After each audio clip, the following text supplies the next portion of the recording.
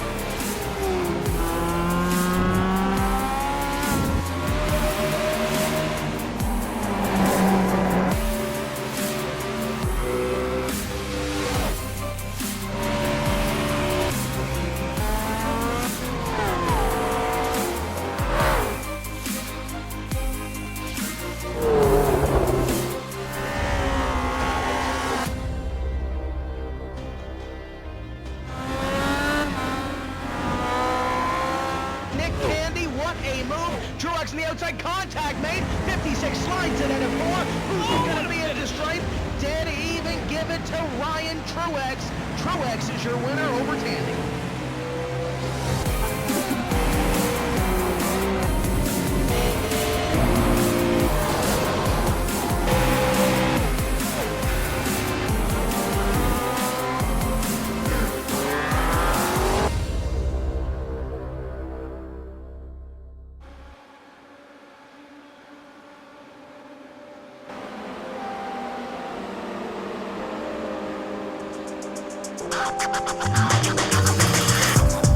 It's the iRacing Formula Renault 2.0 Championship here from the Autodromo Nazionale Monza in the outskirts of Milan in Italy. And well, it's Friday night prime time once again here on RaceSpotTV and iRacingLive. I'm Paul Smith, alongside me is Randy Chenworth with Hugo Louis on the cameras.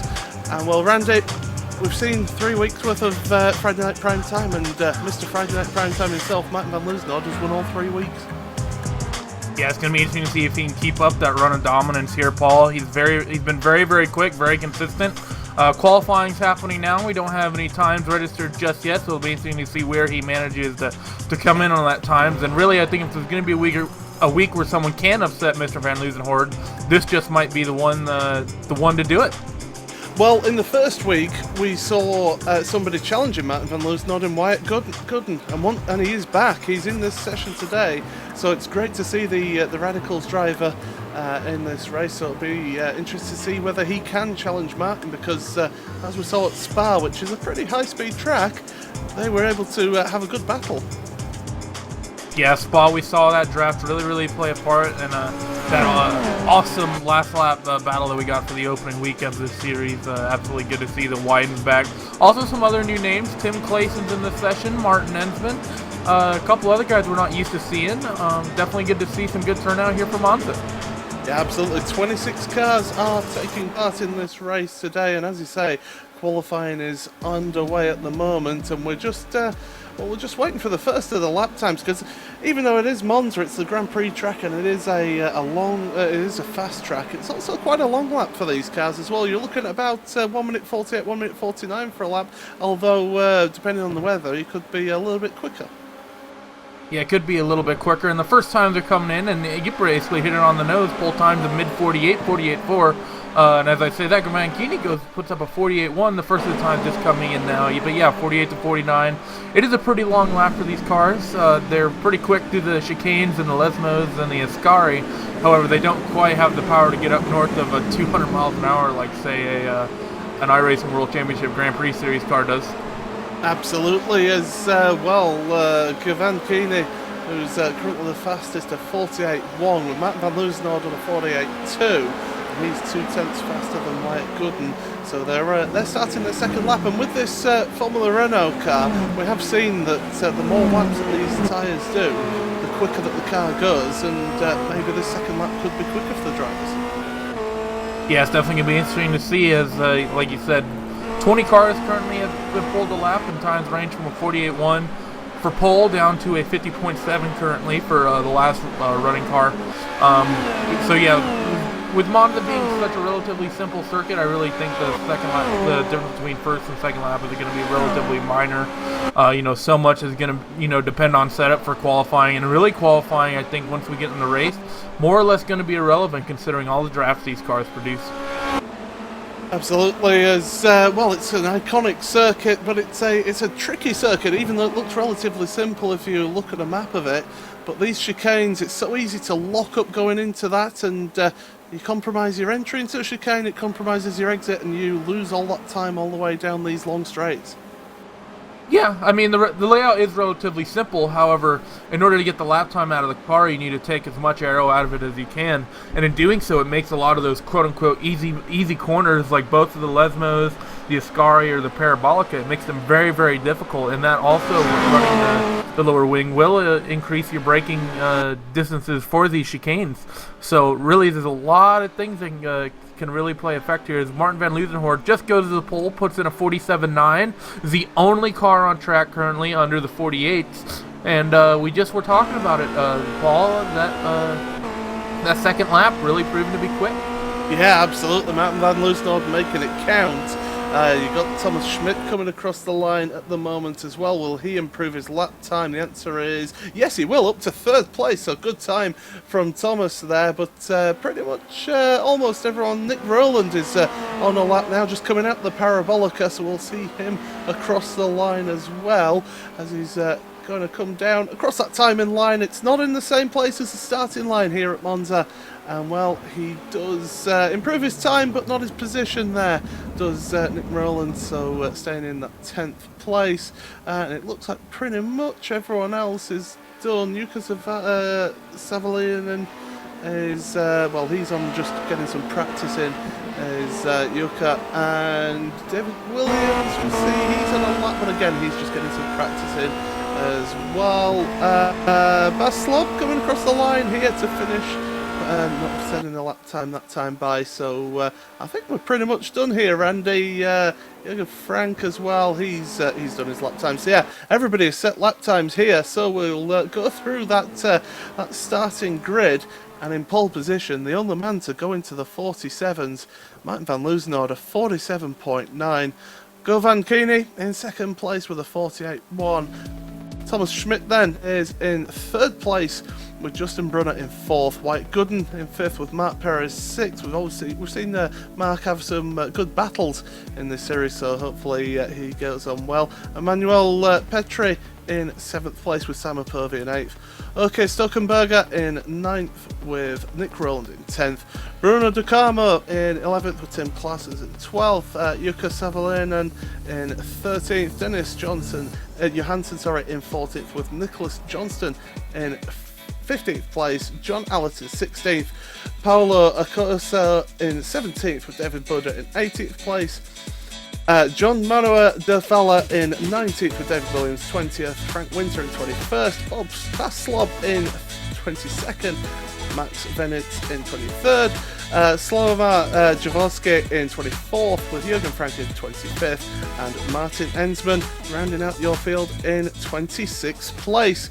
And well, Martin Loosenhoorn, he is Mr. Friday Night Prime Time, and he's done it again. He's on pole position, Randy.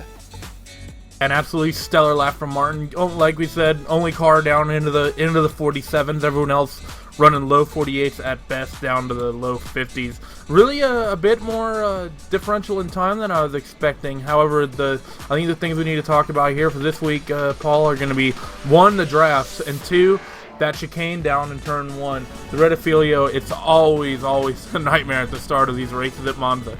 Yeah, absolutely. You mentioned it, the Retifilio. It does catch a lot of people out, especially with the colder tyres.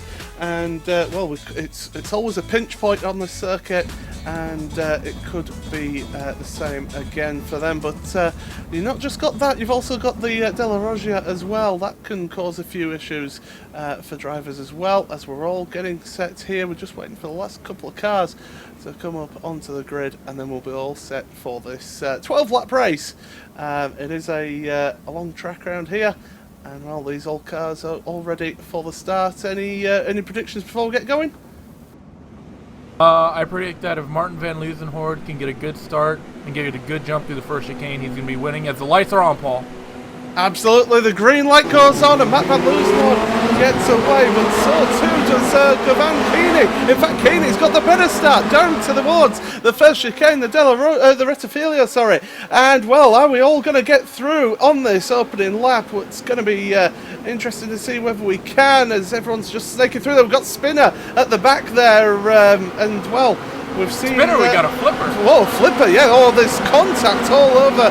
One of the TNT cars is going for a bit of a ride. More spinning at the back, and well, it's just carnage towards the back of the field. Yeah, we got OK Stokenberger, who was on the outside going through the chicane there. He ended up making wheel contact with someone, not sure who that was. David I believe it was Bruno no Karma. rear wheel, no rear wing. He's got no rear wing at all, as David Buddha, so he's struggling there. But it's Govankini at the front, with Matt van Loosenhoorn in second, with Thomas Schmidt in third, Justin Brunner in fourth, Whitegood in fifth, and Matt Perez in sixth. That's your top six there. And well, they're all line astern at the moment, just all running in order at the moment. But a little bit of a gap between Matt Perez and Nick Rowland. So this front batch of 6 cars all trying to make the breakaway as well. You can see behind there, it's Nick Rowland under pressure at the moment. Down the inside they go, and Bruno De Carmo trying to make it through, but not able to make it. Yeah, Nick Rowland did a very good job defending that position through the Ascari. Up front as well, Mark Perez on Wyatt Gooden. They're very, very tight. We're actually seeing a bit of bump draft in here, Paul. Mark Perez and Wyatt Gooden. He's not trying to make a pass. He's just pushing Wyatt down these straightaways. I think they're just all trying to work together. He's got side by side going into the Parabolica. Simon Povey taking that inside line, and well, he's hanging out somebody to dry there. That was Bruno De Carmo, who was put out wide around the Parabolica. And well, it's all happening at the start. As well, we've got more drafts going on here, and again, Matt Perez just seems to just stick behind for the time being in that draft as they go side by side into the first chicane. Emmanuel Petri is side by side at the moment with Simon Povey. Simon Povey down the inside takes that position up to 8th place. Absolutely fantastic move. We saw them going 2 by 2 there into that chicane, and that chicane, everyone talks about it on the first lap. However, with the way the draft is at this track, you can really get some side by side action, get yourself bunched up, and there's really not a time if you're running in a pack of cars where that chicane ever feels safe. Nick Rowland, however, doing a very good job to scamper away from this group of cars. Currently running P7. He's trying to get himself up to the likes of Mark Perez and Wyatt Gooden. However, he's just far enough back where he's not going to have a draft, so it's going to be hard work for him to get up there, Paul. Yeah, absolutely. We had Matt van Loosenhoorn and Thomas Schmidt were side by side through Curva Grande, but not able to make it work, and Thomas Schmidt lost out about a second there. Just getting a compromised entry into the Della Roggia chicane. As behind, we've still got this battle between Wyatt Gooden and Matt Perez. Wyatt Gooden having to go a little bit defensive. In fact, looking at the car in front, Justin Brunner, he's trying to make it past his Wyatt at the moment. And well, taking a little bit of a wider exit out of the scary chicane, trying to carry that speed down the back straight towards the Parabolica, and he's going to pull out now. And Wyatt Gooden looking down the inside, Justin Brunner, and it looks like he's got the run on the inside into the Parabolica, and that's a position there up to 4th place for Wyatt Gooden. Yeah, and don't count out Mark Perez either. He's going to be inside of Justin Brunner, and he's going to have the run going down into turn 1. And by the looks of it, he's going to have the draft as well. They might try to split Wyatt here and go 3 wide, although Wyatt widely moves to the outside. Mark Perez able to get by Justin Brunner as well, and he's going to have the inside line into the chicane, Paul. Yeah, absolutely. As we go into this first chicane, the Rettifilio, and Matt Perez just slotted in there into 5th place. We've still got battling going on further back, and side by side there, Bruno De Carmo and Tim Claessens. So they're side by side going out of the Rettifilio, and as they're going to the Curva Grande, they're side by side, and it's a right-hander, so Claessens has got the inside line, but if De Carmo keeps that outside line, he's got the inside line for the Della Roggia chicane. As now they're trying to make it 3 wide behind as well, but well, ended up Bruno De Carmo getting that inside line, getting the place back, and well, Tim Claessens compromising his exit, and that's put him under pressure from Nicholas Johnston. Yeah, Tim's got the inside for the Lesmos here, and he's going to need to make sure he can nail that second Lesmo to get the pressure off from Nicholas Johnston behind. If he doesn't get a good run through this Lesmo right now, he's going to be under pressure hard. He gets a good run, it looks like, but however, Nicholas Johnston, by the looks of it, gets an absolutely great run. Yeah, absolutely, Johnston right up in that draft, looking at the gearbox, just deciding to pull out here, just going down that inside line into the Ascari chicane, and makes it through. Well, Johnston up now, up into 11th place, started down at 15th place, so moving up through this field, Nicholas. Yeah, that was absolutely a good move. I believe he's made up 2 positions on this lap, getting by both Claessens and John Allett. So extremely good driving for him. However, the thing is now he's going to be the one who's under pressure from Tim Claessens. So coming here through the Parabolic Canal, we're going to be needing to look at the first chicane to see if Tim has the speed to be able to make a move. Matt Perez once again bump drafting down the straight, this time on Wyatt Gooden. So returning the favour, just helping Wyatt to try and close him to the car in front, but holding positions for the time being as well down that main straight once again they go. Tim Claessens side by side, look at that, almost 3 wide into the Rettifilio, and well, Claessens losing out there slightly. Yeah, just a little bit. John Allett there, I believe, managed to get by both of them. He was 13th last time he came across the start-finish line. He's now put himself P11, so an absolutely fantastic move was put on by John Allett. However, Nicholas Johnston here is going to be looking the inside here going into the Della Roggia. Yeah, and Martin van Loosenhout has taken the lead. Martin van Loosenhout's taken the lead of this race, and we've seen it time and again with Martin. Once he gets in that lead, he went round the outside, he had the slipstream through Curva Grande, and went for the inside into the Della Roggia chicane, and well, he didn't even have to wait for this braking area, he was already through, so good work from Martin van Loosenhout, but we've seen him run away time and time again in this series, but well, he's not going to pull away so quickly this time because Keeney is in the draft. Yeah, I mean, we're obviously talking about a race where when people are bump drafting the Formula Renaults like the way that that Wyatt Gooden and Mark Perez have been, it's going to be rough for Martin to be able to get away. Govin's got good pace. He showed that in qualifying, and he definitely has a fast car. So really, once Martin gets out onto this front straightaway, this gap's probably just going to be a race. So John Allett is battling away still. This time he has got Nicholas Johnston and Tim Claessens, and Paolo Accorso made a mistake going into the Parabolica, so losing out time there. He was on the back of those 3, but losing out time. But John Allett under pressure from Nicholas Johnston. Oh, we got a spin! We got a spin! Govin McKinney just spun the car after getting by Martin van Loosenhout going into the first chicane, Paul. Just locked up the rears. Yep, so that's going to lose him a ton of places here. He's down to 5th. He's possibly going to lose that 5th place as well because Justin Brunner is right up behind him and he's got the speed as Justin as we're heading through Curva Grande. And well, Justin, well, he's looking to the outside at the moment, but Keeney holding on to that position for the time being, but it's so easily done here to lock up those rear tyres into that first chicane because it is a very tight chicane. And well, Martin van Loosenhout, he'll be thanking his lucky stars. Absolutely, and this is going to be, we've been talking about whether or not he's able to skip away. Thomas Schmidt at the last time by was about 1.3 seconds behind Martin, so this is going to be very, very interesting to see if he's still in the draft. If he's going to be in the draft, he should be able to catch Martin. If not, we've seen it every week, Paul. Martin's been able to skip away once he's able to stretch a gap. Yeah, absolutely, and well, it was, as you say, Keeney just going into that first chicane, it was at the start of that last lap and just locking up the rears far too late on the brakes, and that sent him round. But yeah, Keeney, well, he's on his own there now. He's about 1.3 seconds behind Matt Perez and Wyatt Gooden. Gooden and Perez still working together, trying to push themselves forward towards those front two, Thomas Schmidt and Matt Van Loosenhout, your race leader. Yeah, these guys have been working tight all race long, and it's definitely good to see, you know, Wyatt and Mark be able to push like this, be able to push their way to the front. And they've been running times that are quicker than the car of Thomas Schmidt in front of them. This last lap that they come by, Thomas ran a 48.5, Wyatt a 48.4, and Mark a 48.4. So they're reeling him in by about a tenth per lap. And really, with the way Mark is pushing Wyatt, he's not only getting the push from Mark, he's also getting that draft at this point now from Thomas. So I believe here in the next lap to lap and a half, Thomas is going to be under hard pressure here. Yeah, absolutely. It's going to show, but well, Wyatt Gooden was a little bit wide on the exit of the Rettifilio that time round, so he's under pressure once again from Matt Perez. But Matt Perez just holding position, holding line, just keeping in place. And a mistake from in front, Thomas Schmidt there on the exit of the Del Rogia.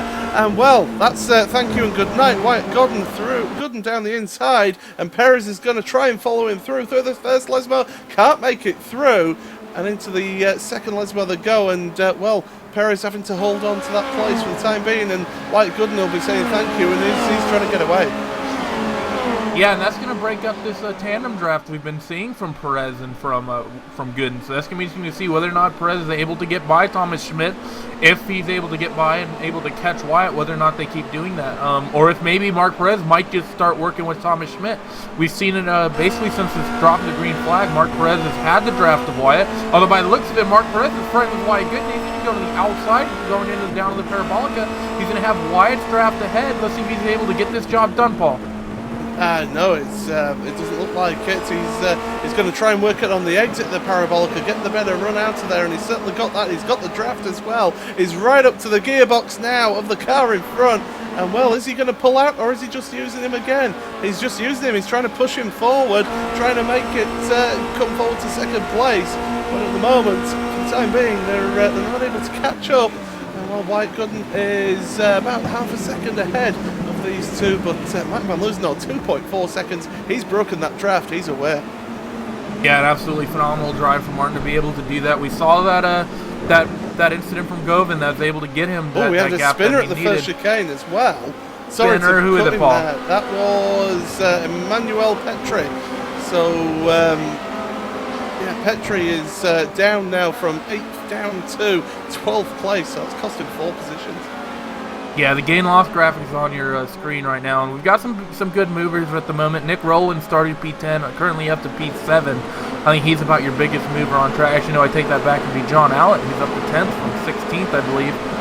So he's fantastic. Yeah, up to 9th now. The scoring update. So some great driving from these guys all around.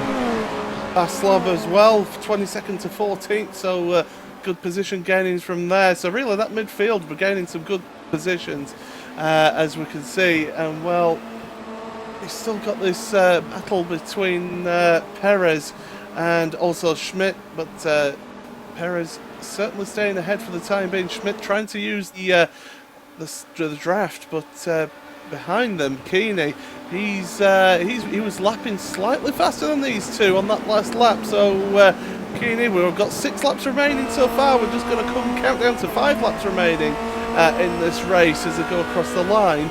And it's a 12-lap race, so really time is going to be starting to run out. We're just past the halfway point. We're going to start getting a little bit desperate to try and make those moves. Yeah, we're starting to get to the point where people have to try to make moves. But then again, a lot of these battles, people are so close together that you almost have to ask the question, is it better to be behind or better to be ahead with the way the draft works? And maybe, you know, the car ahead might be a sitting duck in the draft. However, at the same point, it can be. It does put the pressure on you if you're behind to get the pass done. Okay, and well, we're going to show you a replay of the start and the little bit of incidents that happened at the start there, Randy. Certainly not an ideal start for a few of those drivers. Yeah, he had OK Stokenberger, who I believe put it on his lid there about midway through the first chicane. Absolutely not what he wanted. Actually, While we're under replay here, going Keeney coming out of the second chicane just got very, very loose up on the dirt. We'll get that on your screen here shortly after we show the replay of the start. But he's just, you know, he was in a position to win this race, and now incidents and just simple mistakes are taking him out of it. Yeah, absolutely. He's certainly bound under pressure from, well, self-imposed pressure, really, with him setting such good lap time, and it's unfortunate to see him just dropping down the order here, but it's so easily done to make one mistake, and when you make one mistake it just leads on to other mistakes. But out front, one man who isn't making mistakes, 2.5 seconds ahead, Mark van Loosenhout, White Button in second, Matt Perez still in third place, Thomas Schmidt in fourth, trying to use that draft on Perez but not able to get up with him. In fifth place, it's Govan Keeney, who we've seen making those couple of mistakes. He was a leader for 3 laps, but Keeney just having that mistake at the first chicane. Justin Brunner is in 6th with Simon Purvick in 7th. Those two pretty much on their own there. And Nick Rowland in 8th with John Allett in 9th, and Nicholas Johnston rounding out actually no, Tim Klassen's rounding out your top 10, but Johnston is pretty much up with him at the moment, and they're certainly putting pressure on down the pit straight. 3 wide, they're going down the pit straight. It's all getting a bit tense here. And well, Johnston and also Emmanuel Petri is trying to recover after that spin at the first chicane. And will they make contact through that first chicane? No, they won't. Well, I think Tim Klassen saw the bigger part of Valor was just to make a little early retreat there. Yeah, absolutely fantastic driving by those guys to not get into any trouble. Emmanuel Petri managed to pick up a spot there as well on Tim Klassen. And actually, Tim's going to look into the inside, go down in the second chicane. They're going to be just almost wide as he spins. Emmanuel Petri spins, and he almost collects Tim Klassen's again, sliding back on the track. We'll have to get a replay of that. Let's see whether or not that was just some over-aggressive driving, and if so, on whose part. Yeah, there was definitely contact there, and Klassen's just getting into the back of Petri, and it just goes from bad to worse for Emmanuel. He was going, oh, there's more contact further back. Who was that? That's Bas Slob. He's had a major incident, and who was that? He was battling with Paolo Accorso. So Bas Slob is going to be out the race because that car is a complete wreck. Oh yeah, there's going to be nothing left in terms of pace for that car to find. He's going to have to get a new nose cone, and probably a lot more than that, as that was an absolutely huge incident for both of those guys. Bas Slob definitely being the loser there. However, the car that he got into contact with obviously lost himself a lot of time. So really here, we're coming down to 3-4 laps to go, and we're getting some huge incidents here, Paul. Yeah, absolutely. 3 laps to go, as you say, and we said people would start making the moves, and here we go. The move for third place. Thomas Schmidt looking down the inside into the Rettifilio, and well, he's going to get that done before the braking zone, and through he goes. But can he get a good exit now? Because Matt Perez, he'll be looking to try and make an instant comeback here. He's going to try and use the draft through the Curva Grande, and Govan Keeney, he's been closing in on these two, and he's now just half a second behind them. Perez looking to the inside round the Curva Grande, but as they go into the Della Roggia, he's going to have the outside line into that chicane, and well, Thomas Schmidt holding on to it for the time being, giving a little bit of space, but able to hold on to that position for the time being. But here's Keeney now, right behind, and it's a 3-car train for that final step of the podium. Yeah, the way they've been able to fight, Govan Keeney's been able to get himself back up into this race here for the 3rd position. And, basically at this point, any of these 3 guys could finish in any order in terms of 3rd, 4th, or 5th, assuming they don't have a big incident and a couple of them don't go out of the race. So this could be disastrous, or it could be just exciting and close. It'll be interesting to see. Looking out front, Martin van Loosenhoort been able to stretch the gap, and Wyatt Gooden's got Perez! He had a big moment there. There was a lock-up of tyres, maybe a little bit of contact, but Keeney is through, so he's up into 4th place. I don't know what happened there. Going into the Ascara chicane, I think there may have been just the slightest of contact as they went into there. And, well, that's cost Perez 1 position. Yeah, it looked like he maybe got into the back of Schmidt. Yeah, I think that there was just a little bit of contact, not much so, and maybe even not so much that Schmidt even felt it. I think Perez probably just barely missed his breaking point there. Where he lost a bit of time, not so much that now that we're coming to 2 laps to go through 2 laps to go here, he'll be able to have this draft, be able to fight his way back to the front. Yeah, so it's Schmidt now is in 3rd place, but here comes Keeney looking down the inside. Oh! Contact there was Thomas Schmidt, Well, Schmidt, the one to lose out there, and I'll be surprised if he doesn't have some damage there. But he's dropping down. He's down to 6th place now as Schmidt, because Justin Brunner has made it past him. While Keeney, he's making his presence known as he's trying to make it back up into those podium positions, and he is now into 3rd place. He still has Mark Perez to really worry about that. When we've seen most of this race, Mark Perez, if he's behind a car for the draft, he'll mostly just sit and just push them. We're not sure what Mark Perez can do if he jumps out and to try to make a pass in this draft. He's probably got about a half second or so advantage that he's going to have to try to catch up on Keeney though over this next lap. Which with the draft that'll definitely help him, but he's going to have to make sure that the rest of this lap and going into the next one is absolutely as quick as he can go and picture perfect. Absolutely. There's about a second between them actually, so Matt Perez is going to need a lap of the gods here, because we're almost towards the final lap, and this race has just flown by here. It's always a fast-paced race around here, and we've still got, well, I'm just looking down the order, we've still got Dennis Johansson. He's battling with Bruno De Carmo at the moment, but not really close enough to make a move as they go into the Ascari chicane. That's for 14th, 15th, for Paolo Corso in 16th place. So Keeney, he's slowly been pulling away here. He's 1.2 seconds ahead of Matt Perez as we're on to the final lap. Martin van Loosenhoed, he's out front at the moment, 2.9 seconds the lead he's got over Wyatt Gooden, with Govan Keeney in 3rd, Matt Perez in 4th, Justin Brunner in 5th, and Thomas Schmidt down into that 6th. And really, they're all a bit spread out here. It's not the climax that we expected, Randy. Yeah, we've been seeing these races, these incidents we've gotten in the late stage of this race, both the one between Emmanuel Petri and Tim Claessens, as well as the one up front here between that we got through the Ascari chicane with Brunner and Schmidt. I can tell you, Dennis Johansson, look at him, he's looking busy going into the first chicane. He's looking around the outside, and he's going to have the inside line for the second part of that. This is a battle for 12th and 13th, for 13th and 14th. Bruno De Carmo's got the better exit though out of the Rettifilio, and they're going side by side through Curva Grande, and well, Dennis Johansson not able to quite keep it on the outside there, so Bruno De Carmo's got to cut and cover the inside line going into the chicane, the Della Roggia, and well, Bruno De Carmo got that place pretty sewn up now. Yeah, he does, however. Johansson's still there, so we're going to have to keep an eye on this battle going into the closing stage of this lap. And it looks again, as well in back, P15 and 16. Frank Winter is under some decent pressure from Paulo Accurso as well, although not quite as tight for the battle ahead here, Paul. Yeah, absolutely. We've got Martin van Loosenhoed. He's coming down the straight now, the back straight towards the Parabolica for the final time, and I keep on calling him Mr. Friday Night Prime Time, and he's certainly proven it once again as he comes around the Parabolica, and now past the pit entry, he's going to come across the line to take the checkered flag.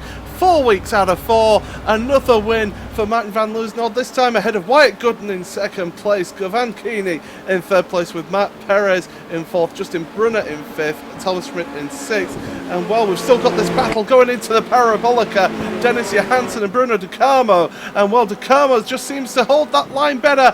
He's got the slider better exit out of there as well. Inson's not going to get close enough, so De Carmo is going to finish in 13th place, and well, there we go, all the way down.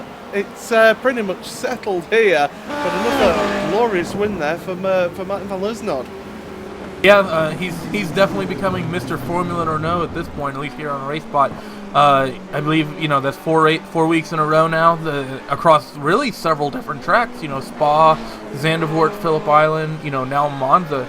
Not really much in terms of commonplace with those tracks. So for him to be so dominant every single week, that is an impressive feat in and of itself. I tell you what, I want to give a quick mention to David Buda, who has done the whole race without a rear wing. He got involved in that first lap incident at turn 1. He's been lapping in the 153s, and well, it just shows that you do need some downforce on the back there, but David Buda across the line, he does finish on the lead lap. But in the last of the finishing position, so well done to him. Yeah, well driven by him. That car looks a little bit like a Formula Ford out there, that rear wing. Yeah, absolutely it does. So that's everyone there who's finished. So we're going to run through your results here, and well, 4 weeks in a row now on Friday night prime time. It's Martin van Loosenhoed who wins the race, 2.9 seconds ahead of White Good and Govan Keeney with their forceful drive there up to 3rd place with Matt Perez in 4th. Justin Brunner 5th with Thomas Schmidt in 6th. Simon Purvey manages to finish in 7th. Nick Rowland in 8th. John Allett starts 16th, finishes 9th, so a good result from him. Nicholas Johansson Johnson in 10th place with Tim Claessens in 11th. Emmanuel Petri in 13th. Dennis Johansson, just behind Bruno De Carmo, that was 13th and 14th. Frank Winter and Paolo Acurso with Jürgen Frank, Max Vinitz and Slavomir Javorski in 19th with John Manuel de Vella in 20th. 21st, Jukka Savalainen. 22nd, Martin Ensman. 23rd, as we said, David Buda with that almost Formula Ford looking car. And then the cars lapsed down and didn't finish. David Williams, Vaslob and OK Stokenberger. And well, it wasn't the classic result, classic finish we were expecting, Randy, but certainly, once again, a good result for Martin van Loosenhoed. Yeah, the racing was tight throughout the middle stages of the race, and just with a couple of the incidents with 1 or 2 laps to go, kind of stretched those battles out, unfortunately for us. So the finish was definitely a little bit tamer than we expected, but going into next week, we're headed to Road Atlanta, Paul, and that's another track where really there's a wide variety of setup philosophy you need. You definitely need downforce to get through those S's, but you have that long back straightaway going down into that chicane. So really, that's going to be a very interesting an interesting week to watch at Road Atlanta. Yeah, absolutely. Plenty of blind apexes there as well, so could see drivers making mistakes. And well, that is another week in the books here. Martin van Loosenhoed once again winning in the iRacing Formula Renault 2.0 Championship here on RaceSpotTV and streaming on iRacingLive. It's been Friday night prime time. I've been Paul Smith with Randy Chenoweth and Hugo Louis on the cameras. And until next week from Road Atlanta, it's a very good night.